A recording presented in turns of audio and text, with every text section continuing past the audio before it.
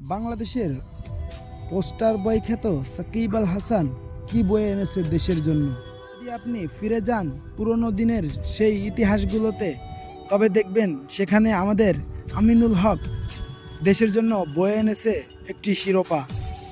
তবে সেখানে যদি সে বিরোধী দল করার কারণে তাকে জেল এবং মামলা হামলার শিকার হতে হয়, তারপর আরও যদি দেখেন সাকিব আল হাসানের ঝুলিতে আছে তিনি একজন বাংলাদেশের সাবেক প্রাইম মিনিস্টারের বিনা ভোটের এমপি। সাকিব আল হাসানের সেরাত্বের গল্পে আমার একটা গল্প মনে পড়ে গেল।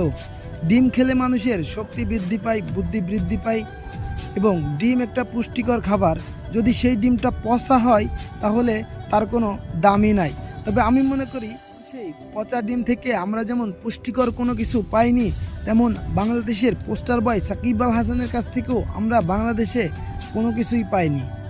শুধু সে তার নিজের যশ, খ্যাতি এবং নাম কামানোর জন্য জীবনের যতগুলা দিন ক্রিকেট খেলেছে, শুধু তার নিজের ক্যারিয়ার গড়ার জন্য সে নিজেই ফাইট করেছেন। আমিনুল হককে যদি দেখেন, তিনি বাংলাদেশের জন্য একটি শিরোপা এনেছেন।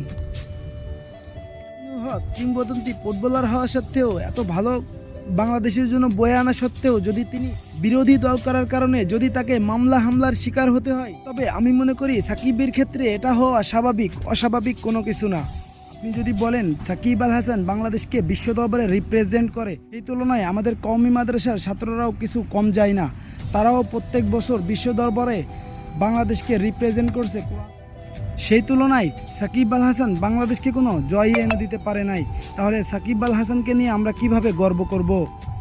আপনি যদি দেখেন 2012 সাল থেকে বাংলাদেশের কওমি মাদ্রাসার ছাত্ররা বিশ্বের প্রায় 112টি দেশের কাছ থেকে তাদের সেরাত্ব দিয়ে জয় ছিনিয়ে আনছেন। হ্যাঁ, সাকিব আল হাসান বিশ্বসেরা একজন অলরাউন্ডার। সাকিব আল হাসান বাংলাদেশকে কোনো জয় এনে দিতে পারেননি।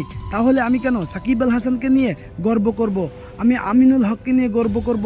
আমি কওমি মাদ্রাসার যেসব হাফেজ কোমলমতি শিশুরা আছে, আমি তাদেরকে নিয়ে গর্ব করব। আমি কেন সাকিব আল হাসানকে নিয়ে গর্ব করব?